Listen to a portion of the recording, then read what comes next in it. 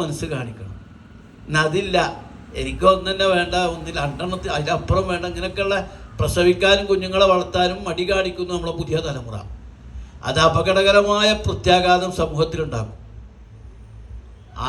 നമ്മളെ സമൂഹത്തിലൊക്കെ ഇനി ഭാവിയിൽ കുറെ കഴിഞ്ഞാൽ വളരെ പ്രശ്നമാണ് ഉണ്ടാകാൻ പോണത്. എല്ലാം വികസിക്കുന്നു, ജനങ്ങൾ ചുരുങ്ങുന്നു, പല പ്രശ്നം വരാൻ പോണത്. പലതും അങ്ങനെ വരും. അതുകൊണ്ട് ഇപ്പോൾ ആകെ ഒരു ആങ്ങളില്ല പെങ്ങളില്ല, ഏതെങ്കിലും ഒന്നൊക്കെയാണ് അധികം ആളുകൾക്കും. കുറെ കഴിഞ്ഞാൽ മൂത്താപ്പ എന്ന് പറഞ്ഞാൽ എന്താന്ന് ചോദിക്കും കുട്ടികൾ. ഈ സാധനം എന്താന്ന് ചോദിക്കും. അത് മൂത്താപ്പ ഉണ്ടാവില്ല, എളാപ്പ ഉണ്ടാവില്ല, കക ഉണ്ടാവില്ല, അഞ്ചുണ്ടാവില്ല, പെങ്ങളുണ്ടാവില്ല. ഇതൊന്നേ ഉള്ളൂ. പലർക്കും ആ ഒന്നുമില്ല. ഒന്ന് മതി വിചാരിച്ചിട്ട് വിചാരിച്ച മോനാണ് മോട്ടോർ സൈക്കിൾ എടുത്ത് പോയിട്ട് ആ പയ്യനാട് തീരുമ്പോൾ പിന്നെ ഞാൻ വേറെ ആകാശത്തു നിന്ന് കിട്ടാനുമില്ല. വയസ്സന്മാരാണെങ്കിൽ ദത്തെടുക്കാൻ ഇഷ്ടം പോലെ കിട്ടും, കുട്ടികളപ്പോൾ കിട്ടാനില്ല. ഇതാണ് അവസ്ഥ. അതാണ് ഒന്ന്. രണ്ടാമത്തെ കാര്യം, നമ്മുടെ മക്കളെ നമ്മൾ ശ്രദ്ധാപൂർവം വളർത്തണം. പെറ്റുകൂട്ടിയാൽ പോരാ, അവരെ ദീനുള്ള മക്കളാക്കി, വിദ്യാഭ്യാസമുള്ള മക്കളാക്കി, അവരുടെ മുഴുവൻ കാര്യത്തിൽ ശ്രദ്ധിച്ച് അവരെ ഒപ്പം കൂട്ടാൻ കഴിയണം. പ്രത്യേകിച്ച് പുതിയ കാലത്തുള്ള മക്കളൊക്കെ ഭയങ്കര വിദ്യാഭ്യാസമൊക്കെ നേടുന്ന കുട്ടികളാണ്. 10ാം ക്ലാസ് ഡിഗ്രിയൊക്കെ കഴിയുമ്പോഴൊക്കെ എവിടേക്ക് അമേരിക്കയിലേക്ക്, ലണ്ടനിലേക്ക്, കാനഡയിലേക്ക്, മിനിമം ഹൈദരാബാദ്, പോണ്ടിച്ചേരിയോ ഡൽഹിയിലൊക്കെയാണ് മക്കൾ പഠിക്കുന്നത്. എന്താ അവിടെ പഠിക്കണോണ്ടുള്ള കുഴപ്പം? നല്ലതാണ്, ചിലരൊക്കെ നല്ലത്. പക്ഷേ പഠനമൊക്കെ അല്ലാണെങ്കിലും ഭയങ്കര പ്രശ്നമല്ലേ. പെങ്ങളുടെ ആരുടെങ്കിലും ഒരു മോനോ മോളോ ഇതിൽ കൂടെ ഒരു പോക്കിരുത്തരം കാട്ടി നടക്കൂല. കാരണം അപ്പം ഈ വീട്ടുകാർ കാണും, അപ്പുറത്തെ വീട്ടുകാർ കാണും, മൂത്താപ്പ കാണും, എളാപ്പ കാണും, കുടുംബക്കാർ കാണും. അതുകൊണ്ട് അവൻ പോക്കിരുത്തരം കാണിക്കൂല. ആ സമയം ഹൈദരാബാദ് അങ്ങാടിയിൽ നമ്മളെ ഏത് മൂത്താപ്പ, ഏതമ്മായി, ആരുമില്ലല്ലോ.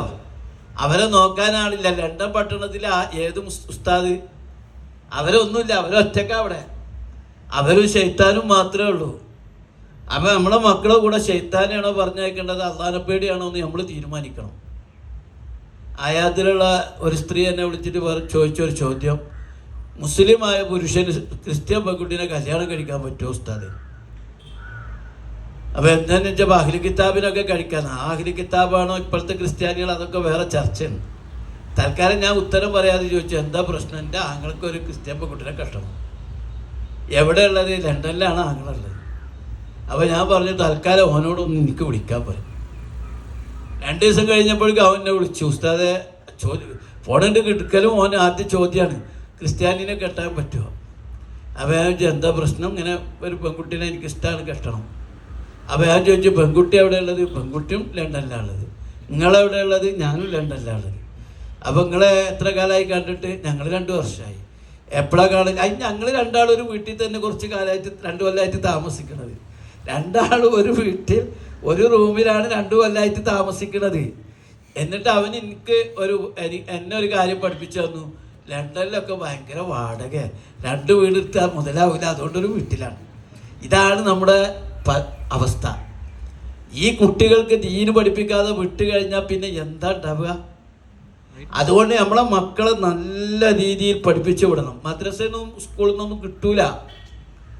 അത് 10-40 കുട്ടികളുടെ ഇടയിൽ ഓതളാന്ന് തന്നെ ഓതും, കുറച്ച് പാദ്യം ഓതാ പറയും, വജ്ജോത്തും ഓതാ പഠിക്കും, ഇങ്ങനെ കുറച്ച് പഠിക്കും. പക്ഷേ 8ഉം 8ഉം തിരിയാത്ത ഘട്ടത്തിലാണ് മദ്രസയിൽ പോണത്. അവർക്ക് എന്ത് അറിയാൻ? ജനാപത്ത് കൂടി എന്ന് പറഞ്ഞാൽ 3ാം ക്ലാസ്സിൽ പഠിക്കുന്ന കുട്ടിക്ക് എന്തറിയാൻ?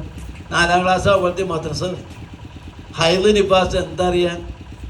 ഭാര്യാഭർത്തൃ ജീവിതത്തിൽ പാലിക്കേണ്ട ഇസ്ലാമിക മര്യാദ 3ാം ക്ലാസ്സിലെ കുട്ടി ഇരുന്ന് പഠിക്കുമോ? അതൊക്കെ പഠിപ്പിക്കേണ്ട സ്ഥലം വീട്ടിൽ നിന്നാണ്. ആ മര്യാദകളൊക്കെ പഠിപ്പിക്കേണ്ടത് വീട്ടിൽ നിന്നാണ്. അവർക്ക് ലൈംഗിക വിദ്യാഭ്യാസം വരെ കൊടുക്കേണ്ടത് ഉമ്മയും ഉപ്പയും ചേർന്നിട്ടാണ്. ഉമ്മ പറഞ്ഞു കൊടുക്കണം, മോളെ നിന്റെ ഭർത്താവിൻ്റെ ഉമ്മ നിന്റെ ഉമ്മയാണ്, അമ്മായിയമ്മയല്ല. അങ്ങനെ പഠിപ്പിച്ചു കൊടുക്കാൻ കഴിയണം. അങ്ങനെ വിദ്യാഭ്യാസം കൊടുക്കുമ്പോഴേ ഇവർക്ക് ദീന് മനസ്സിലാക്കാൻ കഴിയുള്ളൂ. നിങ്ങൾ വിചാരിക്കുക ഭയങ്കര പ്രശ്നമാണ്, ഇതൊക്കെ പഠിപ്പിച്ചിട്ടുള്ള പ്രശ്നമാണ്. നമ്മളൊന്നും വിചാരിക്കാത്ത സംഭവിക്കുകയാണ്. കാരണം നമ്മളെ കുട്ടികൾക്ക് ദീന നിങ്ങൾ ഇപ്പം തന്നെ നിങ്ങൾ പരിശോധിച്ച് നോക്കിയാൽ, നിങ്ങളെ മക്കളെ മദ്രസയിലും സ്കൂളൊക്കെ പഠിച്ച ആൾക്കാർ നിങ്ങളെ മക്കളെ ഒന്ന് അന്വേഷിച്ച് നോക്കിയാൽ, മയ്യത്ത് നിസ്കാരത്തിൻ്റെ ദുആ കാണാതെ കൃത്യമായിട്ട് പലർക്കും അറിയുമെന്ന് ചോദിച്ചു നോക്കിയാൽ അറിയില്ല എന്നാണ് ഞാൻ പറയാം. അറിയുന്നവരുണ്ടാവാം. എന്നാലും നിങ്ങൾ ചോദിച്ചു നോക്കി, എൻ്റെ വാപ്പ മരിച്ചിട്ടിപ്പോൾ കുറച്ച് കാലമായിട്ടുള്ളൂ. അതിൻ്റെ തൊട്ട് മുമ്പ് ഞാൻ ഈ കോലത്തിലൊക്കെ ആയതിനു ശേഷം ഇടയ്ക്കിടയ്ക്ക് എന്നോട് വാപ്പ വിളിക്കും, ഇവിടെ വന്നു കഴിഞ്ഞാൽ എന്താ ആ മയത്തിൻ്റെ തോന്നി എത്തിക്കാൻ എന്നോട്. അപ്പം ഞാൻ ചിരിക്കും, എന്താ നീ ചിരിക്കുമെന്ന് വേണ്ടൊക്കെ ചെല്ലിക്കാക്കണം. അപ്പം ഞാൻ ചെല്ലി കൊടുക്കും. അപ്പം എന്നോട് പറയും, ആ ഞാൻ മരിച്ചാൽ എനിക്കിത് കിട്ടുമെന്ന് അറിയണ്ടേ, എനിക്കിത് കിട്ടുമെന്ന് അറിയണ്ടേ. വാപ്പാക്ക് എന്നെ അറിയുന്നതാണ്, എൻ്റെ ഉസ്താദും കൂടിയാണ് വാപ്പ. അപ്പോൾ വാപ്പ പറയാണ്, അത് നമ്മളെ മക്കൾക്ക് അറിയണ്ടേ, മരിച്ചിട്ട് അള്ളാഹു അക്ബർ എന്നറിഞ്ഞ് നിന്നാൽ എന്തിനാ പറ്റുക? മയ്യത്ത് ഉമ്മാടെ മയ്യത്ത് അവിടെ ഇരിക്കുമ്പോൾ അള്ളാഹു മഫുർലഹ വർഹംഖ എന്ന് പറയാൻ കഴിയണ്ടേ? വാപ്പാടെ മയ്യത്തിരിക്കുമ്പോൾ അള്ളാഹു മഫുർലഹു വർഹംഖു വാഫുവന്നി വാഫി എന്ന് പറയാൻ കിട്ടണ്ടേ? അതില്ലെങ്കിൽ പിന്നെ പോയില്ല, വേറെ എന്ത് കൊട്ടാരുണ്ടാക്കി പോകാൻ പറ്റിയ ഡോക്ടറായി ഡിഗ്രി കിട്ടി എന്ത് കാര്യം? ആ ഖബറിൻ്റെ അവിടെ വെച്ചിട്ട് അള്ളാഹുമ്മ സബ്ബിത്തു എന്ന് മൊയ്ലേരി എല്ലിയിട്ട് കാര്യമുണ്ടോ? അള്ളാഹ് പറഞ്ഞ് ഇതൊക്കെ ചെയ്യേണ്ടത് ഇസ്ലാം പഠിപ്പിക്കുന്നത് മക്കളും വേണ്ടപ്പെട്ടവരും ചെയ്യാനാ. അത് കഴിഞ്ഞാൽ ഓരോ കാര്യങ്ങളിലും നമ്മുടെ മക്കളെ ദീന് പഠിപ്പിക്കണം, ദീനും സംസ്കാരവും പഠിപ്പിക്കണം, ഇസ്ലാമിക കൾച്ചർ നമ്മുടെ വീട്ടിൽ രൂപപ്പെടുത്തണം. നമ്മൾ നിസ്കരിക്കുക, മക്കൾ നിസ്കരിക്കുക, എന്ത് കാര്യം? മക്കൾ തട്ടുമ്പോൾ കിടന്ന് ഉറങ്ങുക, നമ്മൾ താഴെ സുബഹിസ്കാരം താജുസ്കാരം, എന്ത് കാര്യം? നമ്മൾ രണ്ടരക്കാലത്ത് നിസ്കരിച്ചില്ലേ സുന്നത്ത് നിസ്കരിച്ചില്ല, മക്കളെ വിളിച്ചുണർത്തി പോകണം.